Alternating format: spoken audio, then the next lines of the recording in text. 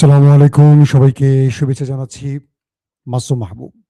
এক দর্শক সিদ্দিকুর রহমান মনে হয় তিনি লিখেছেন, "মাসুম ভাই, আমার মনে হয় নেতানিয়াহু ভারতে পালিয়ে আছে।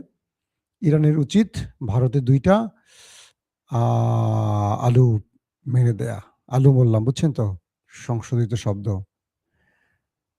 আমাকে প্রচুর নক করেছেন আজকে যে, "ভাই, আপনার নেতা কাকুর খবর কি?"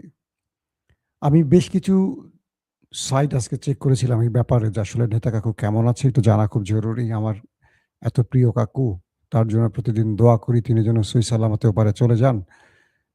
ভাই শুনতে পাচ্ছেন সবাই না? বাগদাদ, ইরাক থেকে ইউসুফ খান, আপনি সবসময় আমাদের ভিডিও দেখেন। ভাই আপনার জন্য ভালোবাসা, নিরাপদে থাকবেন। কারণ বাগদাদে মার্কিন ঘাঁটিগুলোকে লক্ষ্য করে কিন্তু বারবারই অ্যাটাক হচ্ছে। সর্বোচ্চ সতর্ক থাকবেন। আমাদের একটা ভাই আহত হোক আমরা চাই না। ইতিমধ্যে আমরা ৪-৫ জনকে হারিয়েছি মধ্যপ্রাচ্যে। যারা প্রবাসে থাকেন তাদের জন্য আমাদের ভালোবাসা কি সেটা আসলে বোঝাতে পারব না। আমাদের রক্তের ভাইদের চেয়েও তারা আমাদের কাছে বেশি প্রিয়। আমি যখন মধ্যপ্রাচ্যে সফরে যাই, আমি খুঁজে, খুঁজে আমার ভাইদের খোঁজ নেই। তাদের সাথে আমি থাকি, তাদের সাথে খাই, তারা রান্না করে খাওয়ায়। তারা আমাদেরকে পেলে বুকে জড়িয়ে রাখে।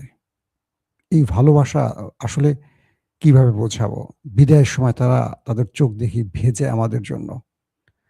এরকম ভালোবাসা পৃথিবীর কোথাও পাবেন না আপনারা।